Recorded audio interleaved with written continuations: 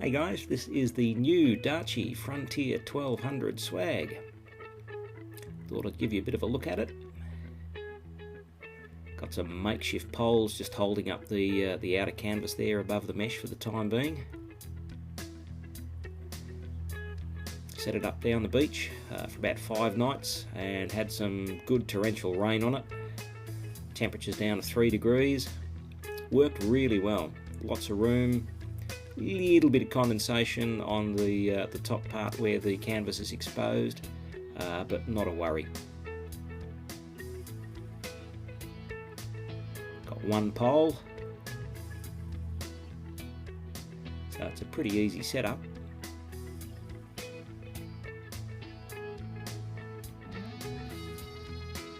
And that's the swag. Now there's no mattress in this yet. I've using my own mattress, so I've left the Darche mattress in its vacuum packed bag for the time being. Nice PVC floor.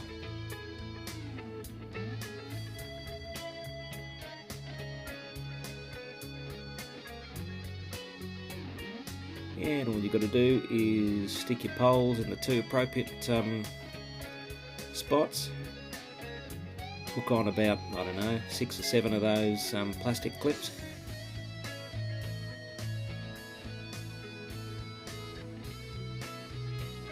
At this point I haven't pegged it out. I'm not sure whether you peg it out first then put the pole up, or put the pole up and peg it out. There's no instructions or anything with it, so yeah, just do what feels right, I guess. Seemed to work alright.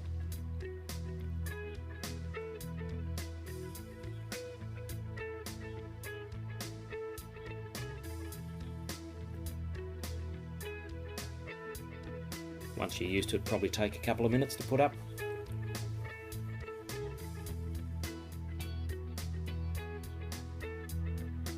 And peg out the 4 corners.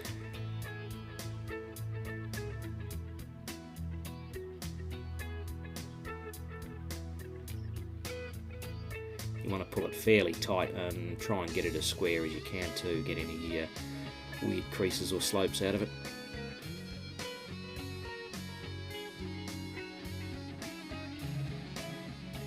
There's nice soft sandy ground this, so if you're in really rocky territory, that's going to be hard work to get pegs in. It's not a freestander. It does need to have the pegs in the stand up.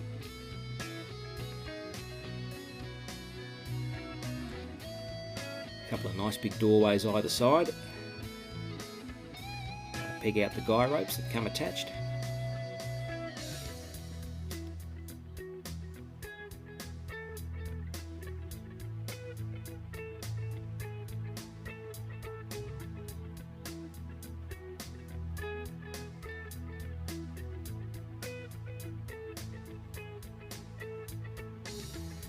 And here I've got one side of the canvas held up, which I've got poles made up for, but in this case I'm just using a couple of tent pegs, and the side facing into the weather I've got zipped up, so the rain was coming in from that direction, and that still allowed it to plenty of ventilation and keep the rain out of it. These 2 seams are the only spot where it leaked. The water sort of came off that top peak, got onto those seams, and I'm not sure whether it soaked into the stitching or wicked back underneath the seam, and it would drip down to the where the zips are on the inside, and a little bit of a drip there. But I hope that should fix itself up once it's had a bit of weather on it. Plenty of headroom in there, and more importantly, you've got room to sit up. And you can use these little side doors too. Both side doors open up, or 4 side doors open up, I should say, and you can get in and out of there if it's particularly wet.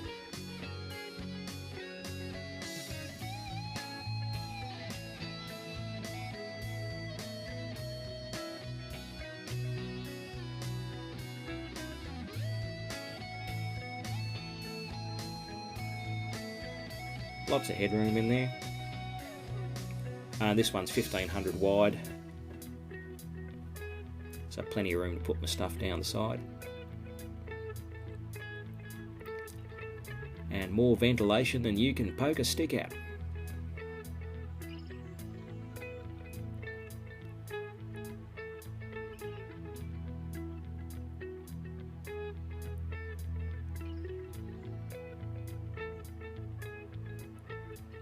Sleeping bag and feet do tend to touch the mesh down the bottom, but even when it was soaking wet on the top and in the rain, I never got any dampness on the end of the sleeping bag, so that mesh does a really nice job of just avoiding the condensation.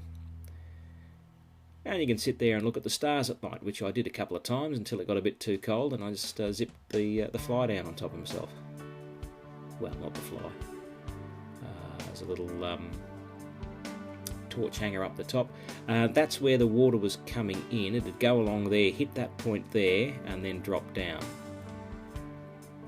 I hosed it down a couple of times, and it certainly got better, and in the end, after some torrential rain, there was only a little bit getting in. So, as I say, I think that'll fix up. 2.3 metres long. Not that I'm particularly tall, but I got heaps of room either side, probably a foot on either side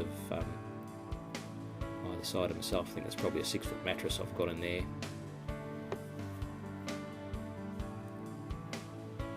So I'm really pleased with it. Good stuff, I think.